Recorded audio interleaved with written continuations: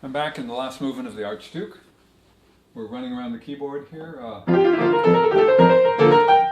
need the fifth finger on this leap of a sixth. And again, I don't want to reach, but rather I want to have my arm carry my hand to where I need to go. I have very faded writing that says third finger, and that cannot be right. So I'm going to ignore the fade. And again, the only way to get that chord is to have a separate approach to the keyboard. In my case, with a slightly tilted hand position, so that I won't get stuck and have my third finger miss the F, or worse, compress the E at the same time. So now this. To be very light, it's piano. Very nonchalant, these 30-second notes. This is measure 36 if you're keeping track. Score. I like the dissonance. It's almost this, but it's not quite.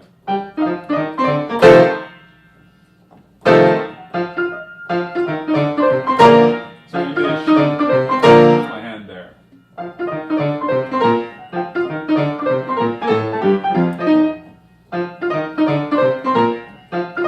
Conceptually, I don't really want to be thinking about these ninths a lot, so instead I think about the octaves. So in other words, it's this, this, this, this, this, playing octaves. But rhythmically, this is the relationship. It's one of those weird places, which happens often actually in music, that your physical solution or your mental image of your solution all contradict one another in a variety of ways, and you have to find, mentally speaking, a strategy that simplifies. So in my case, feeling the octave does two things. It makes my hand feel smaller so that my arm carries me to that octave position rather than reaching for the ninth, and it's also conceptually much simpler.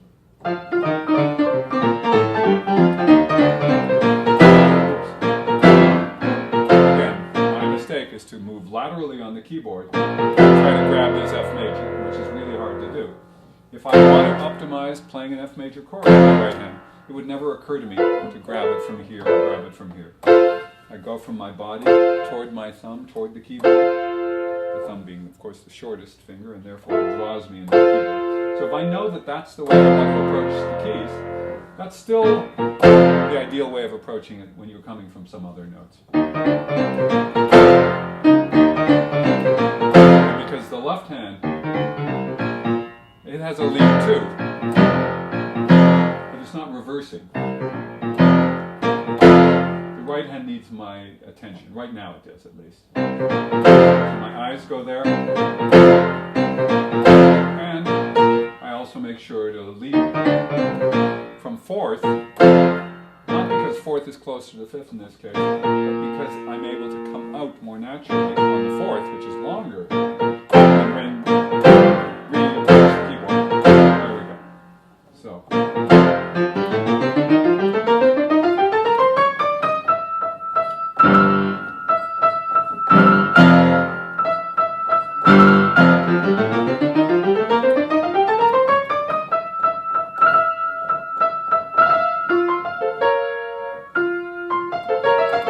One of those weird places. I know from looking at the images that I've created that you can't really see the score over my shoulder. It just looks like a blank page. I am not inventing these notes. They're actually what's written here.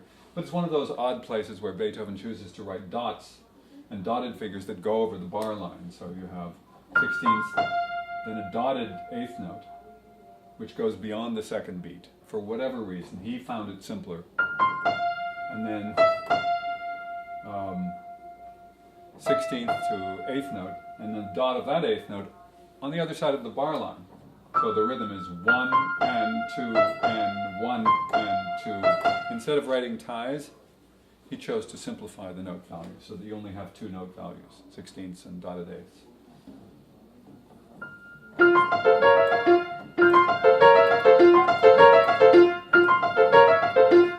makes a slight distinction in the articulation of the two hands, because he puts a rest in the equivalent pattern in the left hand, and the left hand does play with the long notes on the beats. Since it's non-legato anyway, I'm letting go of the right hand as well.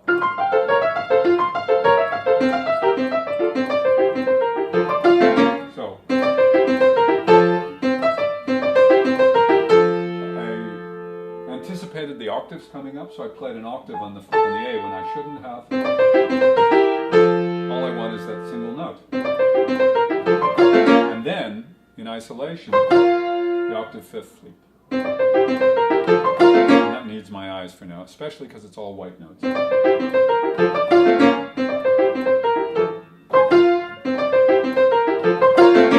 more than anything, I need to avoid a sense of rushing the leap from A up to the octave C, but rather feel a sense that the C is where my group starts and my gesture starts. And this. And this. And this. And the other advantage I have is, although the violinist is playing an F on that downbeat, he's just sustaining his note, so I need not rush. If I rush because I'm trying to get to the second 16th on time, and the result is that I miss it, I've gained nothing. So there's no advantage. This is a line that finishes, and this is another line. Now this. Now this. And approximately the way I sang it. And then gives me a sense of ease. Now this. Okay. You notice, just because I say it doesn't mean I can do it or do it. So, learning is interesting. It keeps people humble because you can have an expectation of how you learn and what should work, and when it doesn't, you just have to be that much more careful or that much less casual about it. Let me put it that way. Finish now, please. So, I need a much clearer approach to that C, because I find I'm getting into this tendency to just make an assumption about it and to miss. Now this. All right. And in the case of this one, it's much easier because instead of a 16th note preceding the octave A, I have the dotted note, so I'm able to take some of the value of the dot and move my hand earlier.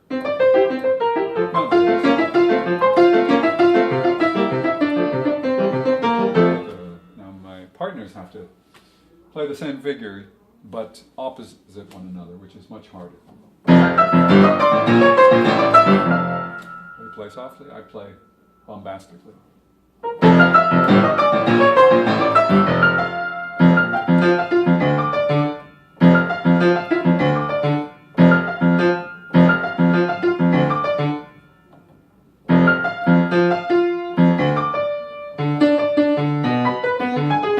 Not at all hard, but just because it jumps around, I have to know where I'm going.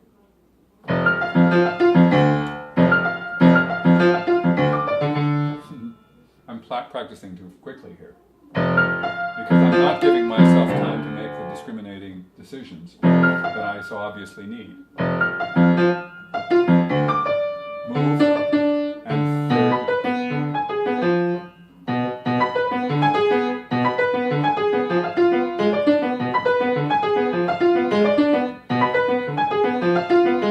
It's interesting here because Beethoven, at least in this edition, writes slurs. Two-beat slurs in the right hand, and I want to check that against other editions. It certainly calms down the whole sense of it, gives more of a harmonic unity to this moment.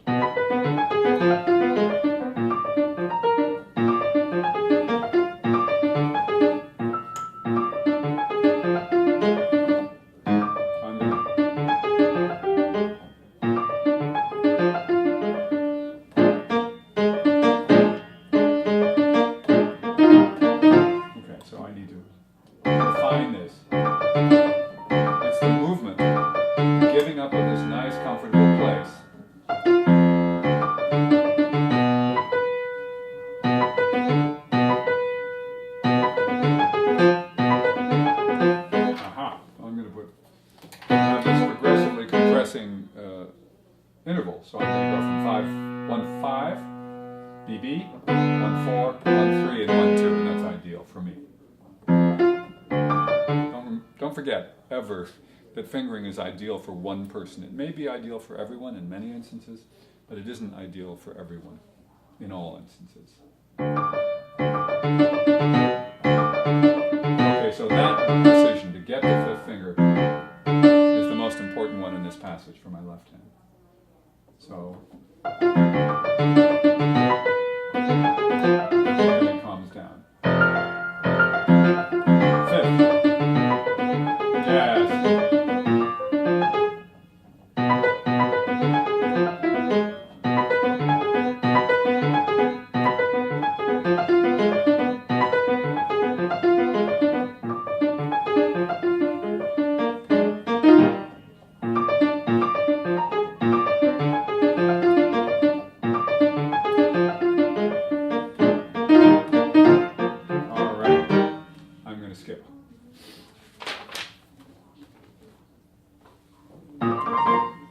That's the advantage of a rondo type thing when you get a recurrent figure.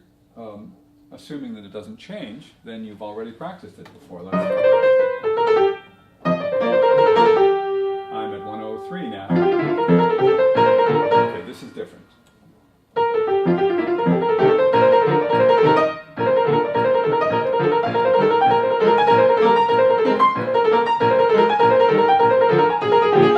So some of my work before has paid off here.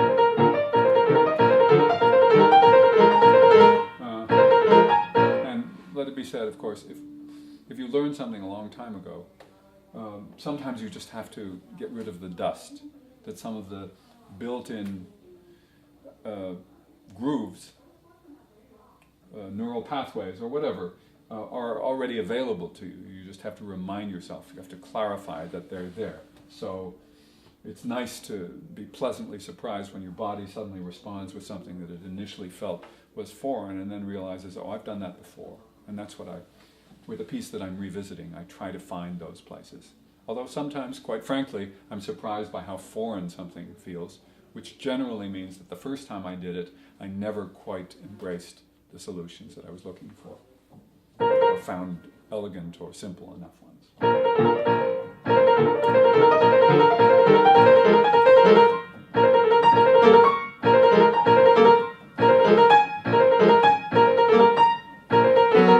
So it's these leaps,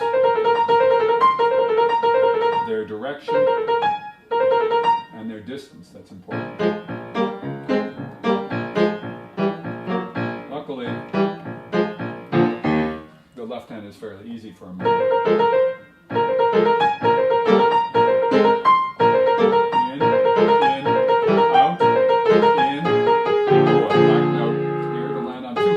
That's what makes it different.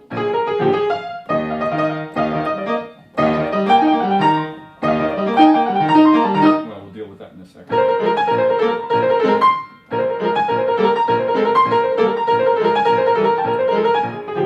I don't know if I'll need to, but right now, it seems obvious that the quickest payoff is from looking at the keys.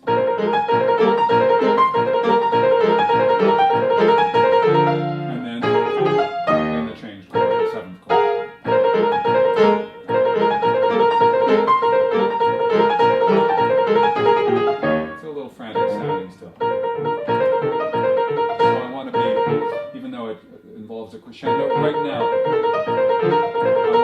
I want to take the edge off the sound, because very often what happens is you'll intensify, the sound will intensify, and you'll make the effort a little larger than it needs to be. A little more verticality, a little too much finger effort, for example. So it's very useful to lighten it up, because you'll find the most subtle gesture, the most casual one that works.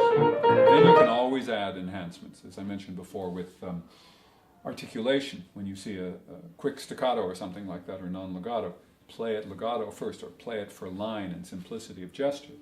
Similarly, do the same when you're playing quickly and loudly. Don't play loudly at first, play for ease, then you can always add the degree of intensity that you need. But if you add the intensity first, you run the risk that you never find the fluency you're looking for. Ooh.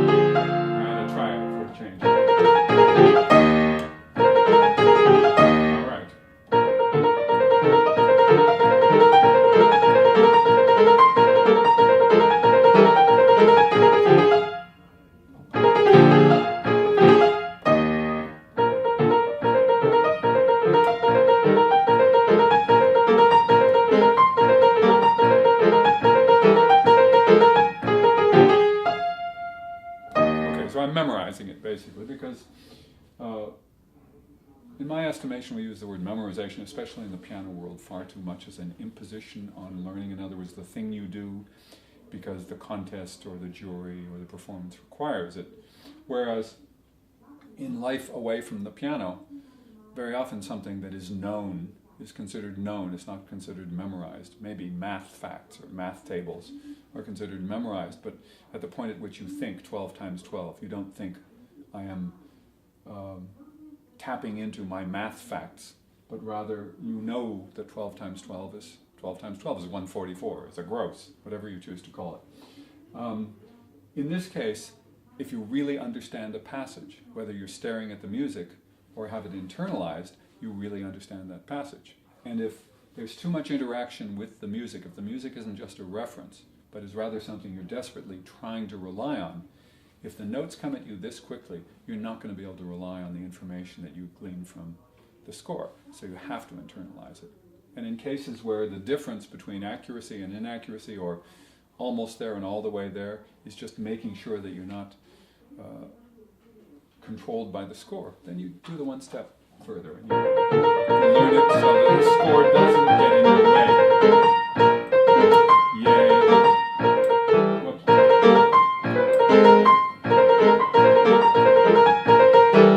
E natural.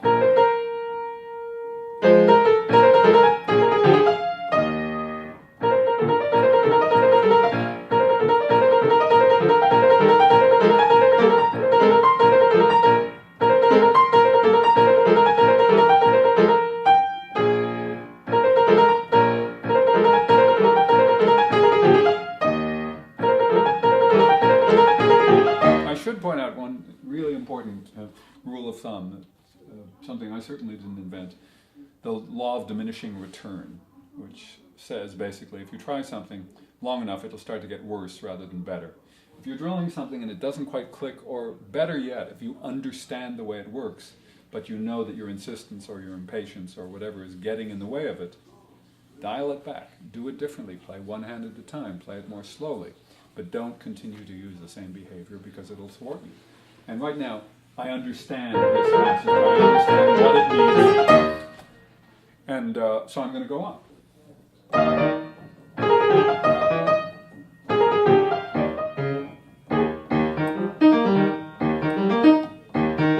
I can either hear Beethoven, as in I've mentioned about Schumann's usefulness in beaming. Here, Beethoven finishes this figuration with an isolated 16th note downbeat, then binds these other 16th notes together in 4-note beams. I can choose to move my hand at that point, or I could choose to still go up with thumb, which is right under my hand. Normally I would like to play this with my fourth finger.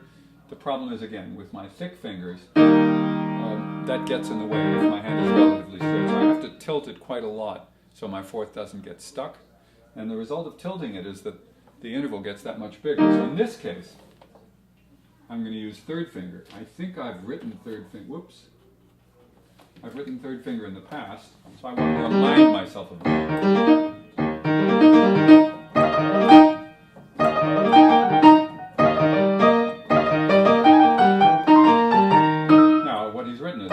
Little trill and 16th notes. So the question is it a shake? At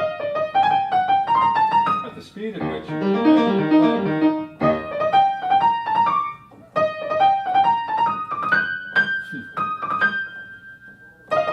It's just a waste of effort to put too much trill in it. It's also loud, so if you get too gritty, it's going to get in the way.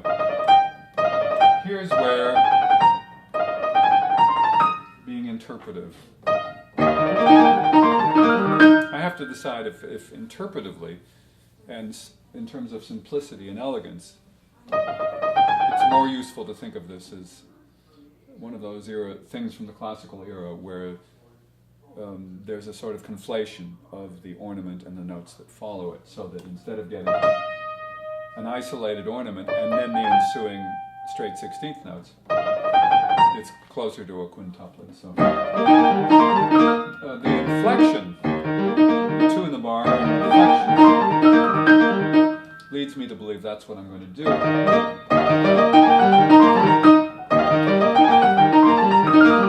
If I do that, I can do that, but it slows me down or it makes it self-conscious. So I'm going to make the interpretive decision that I'm not going to do that. I'm going to play quintuplets instead.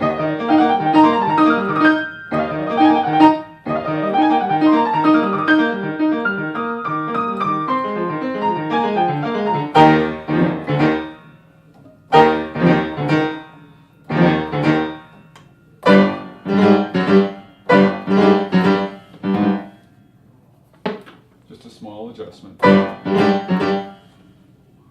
Okay, same thing. Whoa. C minor, please.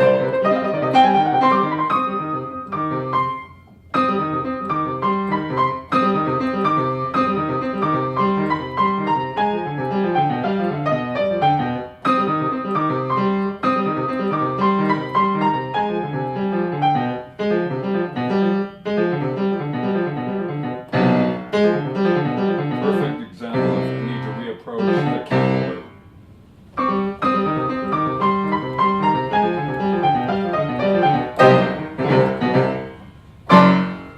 Whoa. D. Third time.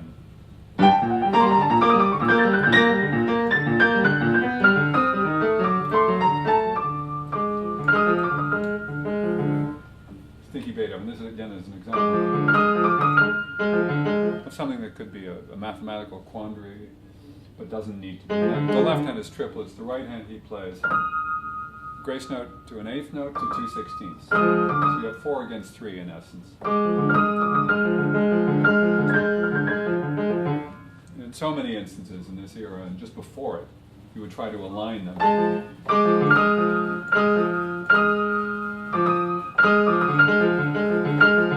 That wouldn't be it. But I'm going to just... The easiest way to play cross rhythm, like 4 against 3,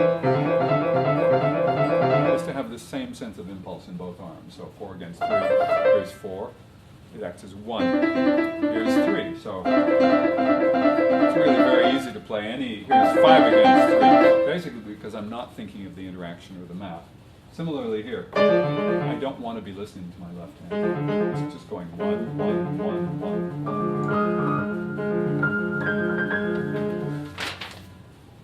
4, here's legitimately 4 against 3, 4 against 3. And it's easy to play if you feel the impulse of the left hand, but not the notes.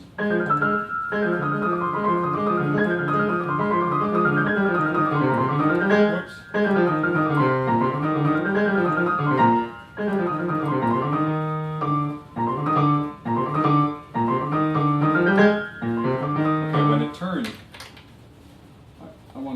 Physical motivation. For my right hand, I'm going to go to thumb. It doesnn't have to. You could go to 2 and just carry on. But by putting thumb in instead,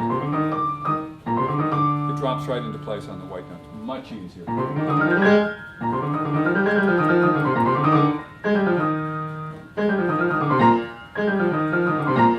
have to decide if the same thing is in order for my left hand here. Instead of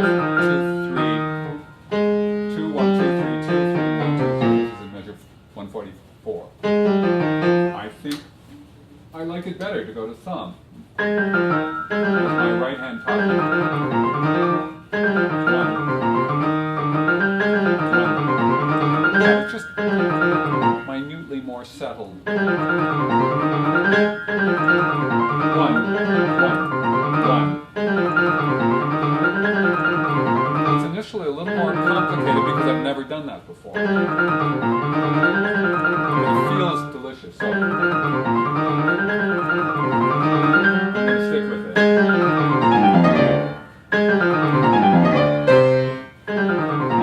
Of course, Beethoven's piano starts to run out, so he often does this octave displacement.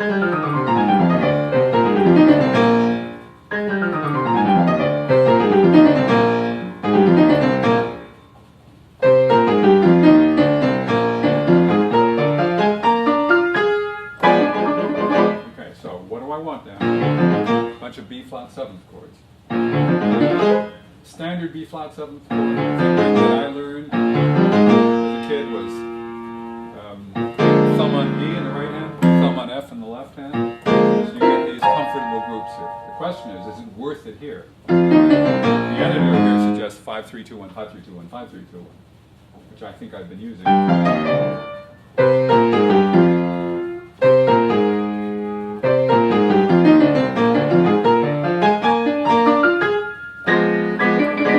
If I went from the orthodox fingering, the comfort fingering, then I would do that. Let's see. It's not bad.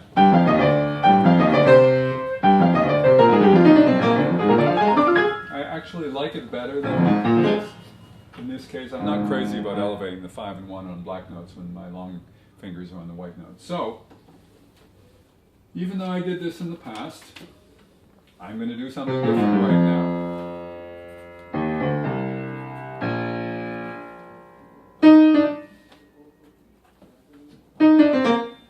So 2 1. Okay.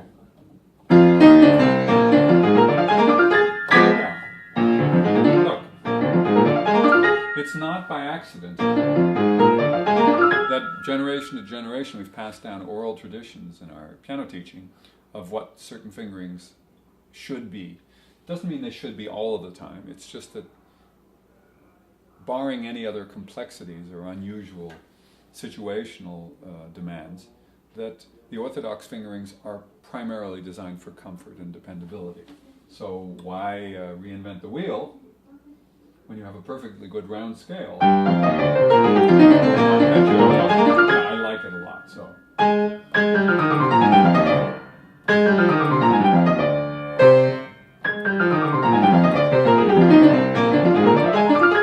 Yeah, that's going to be really nice. I don't know why. I outsmarted myself in the past, and I don't know why this editor did either. I'm going to need to think of the left hand a little more than the right hand, because right now it's a little less comfortable. And if I had been dutifully practicing my arpeggios as I did as a college student and before, this would have come back much more quickly. And there's a big leap, so there's plenty of time, or at least I'll demand time from my violin partner who comes in with me here. It's a forte piano anyway.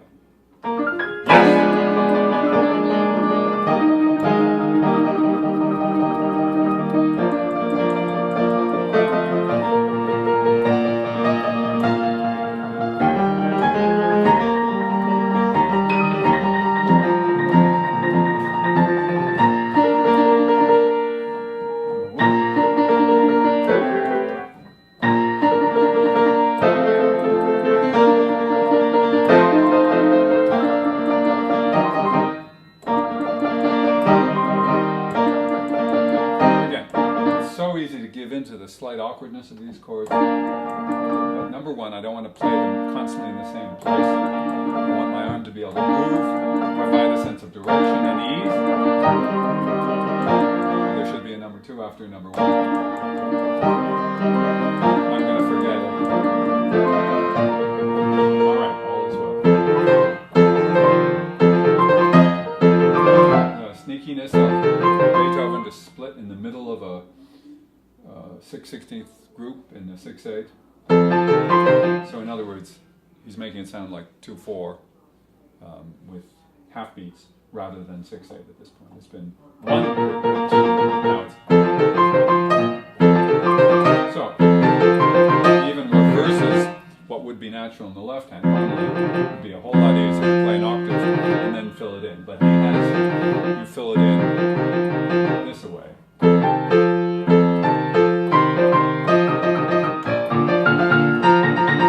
Advantage to that is that then the second beat is a thumb note, which it is also in the right hand.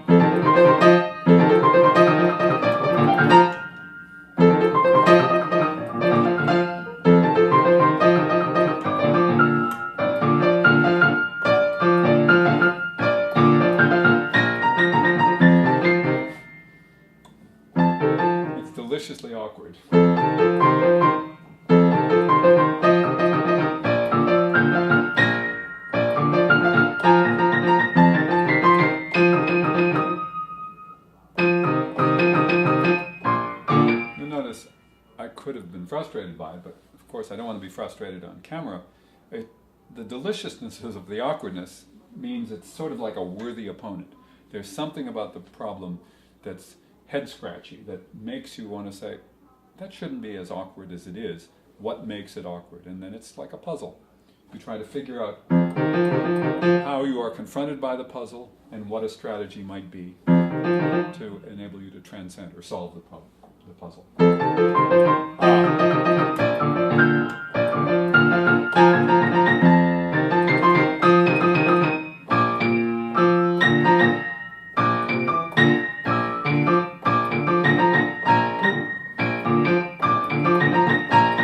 Rhythmically, of course, I've already explained that I have to think in half beats, at least in the right hand.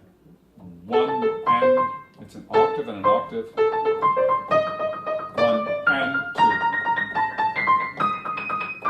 And 2. And when I would be tempted to play it continuously, that's when I risk making it more complicated. Now, the other issue is that the left hand is doing that strangely backward tremolo, starting in the middle, but then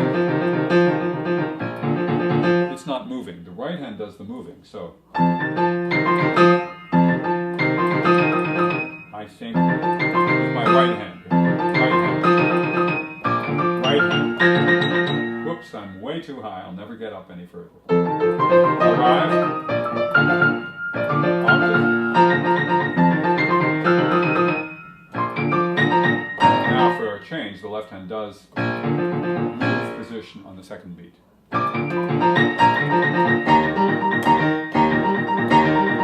Okay, so it's starting to click into place. Go from the thumb on the first half beat to the fifth on the second half beat to the thumb on the second beat. So 1, 1, 5, 1, 1, 5, 1. Whoops. Just stick with the thumb to lead. 5.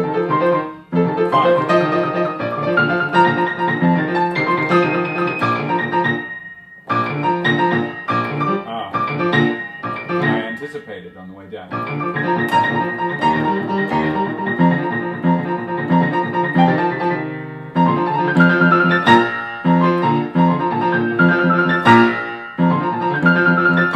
Nice of him to make a single note tremolo at the end.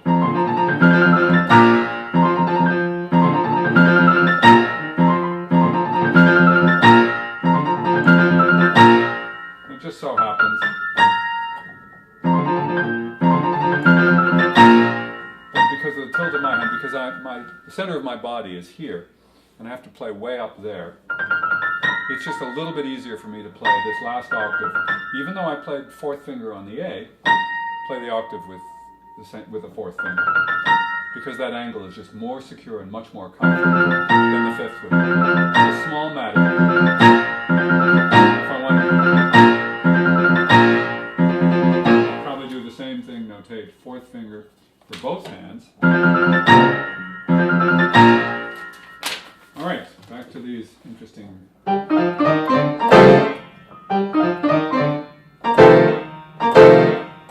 need a clear shot at those chords.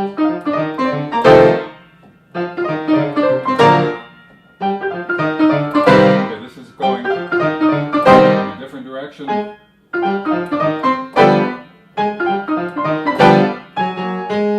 Just a reminder, I need second finger to start on this black note in my right hand. It also should be noted,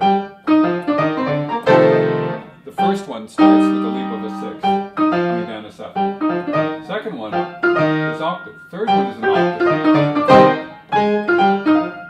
By reminding myself of the second finger, it reminds my hand also that it's the small interval, not the octave. Unless I confuse myself.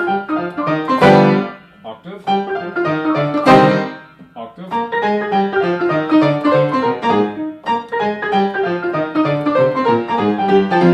And it's, again, easy to get slippery because of the clashing of the ninths and the octaves.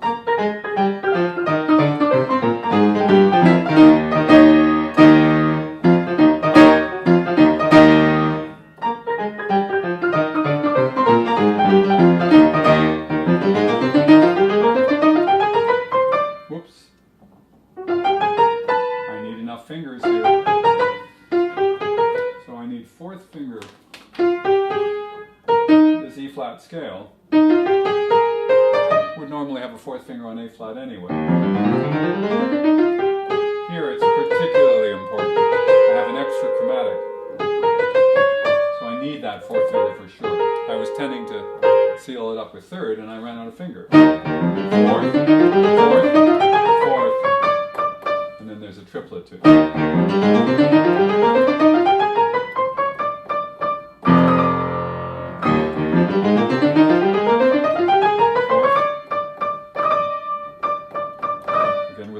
Fingering in the left hand, thumb on the C. This is measure 09, 08, 07, 06, 05, 205. Yes.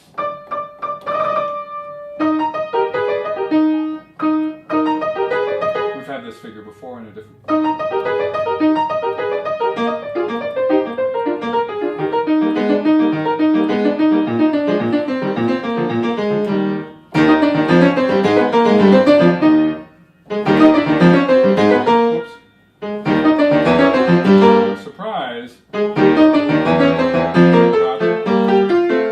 By the preceding version. So I need to remind myself it's chromatic here. And then the left hand shifts from octaves to thirds. And I want to know what it sounds like. One of the biggest problems with awareness, with memory in particular, but with learning in general, is our often lack of awareness of the subordinate voices, that we hear the thing on top, the melody, and we're simply not aware of the shape or direction or musical or emotional needs of the other parts. So it's really important to bring, shine the cold, clear light of day on those parts. Let's see. And then it guides my thinking, because I think left hand when I change to this hand position. Now,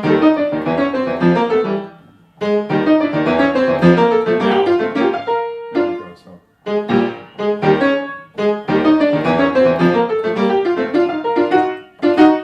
Okay, I've got a third,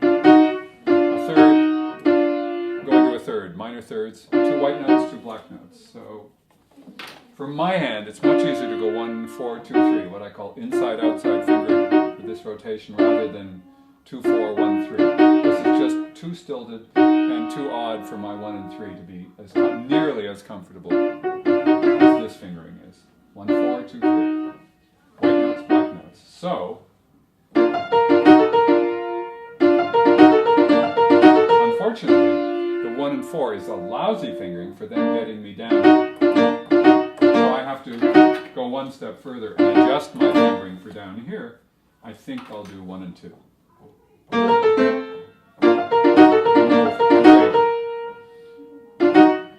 Yeah. I might go 1 and 3.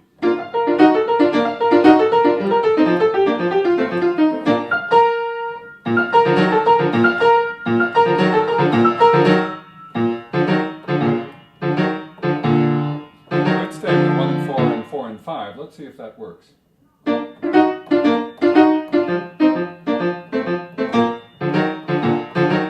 It's weird, but not terrible, and it's less complex anyway. Yeah.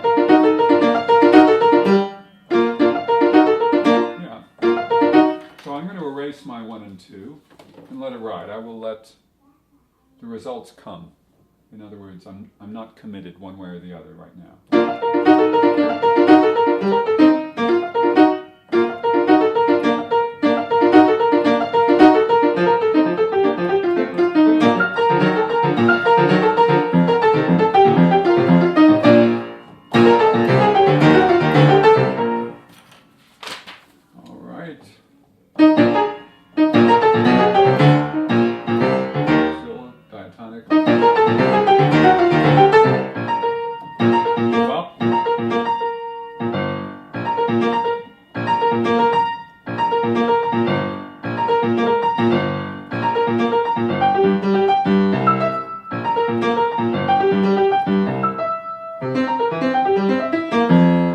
Adjust the fingering slightly in the left hand.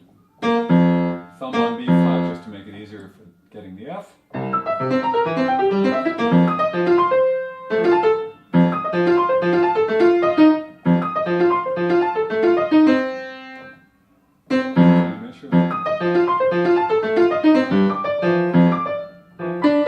It's one of those things I'm just being too hasty here. Under my left hand, an adjustment. Under my hand, an adjustment.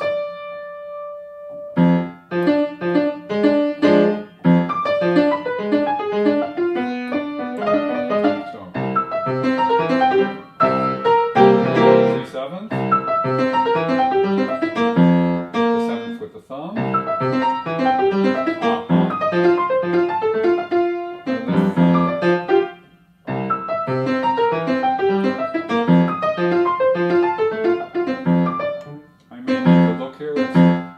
Safe.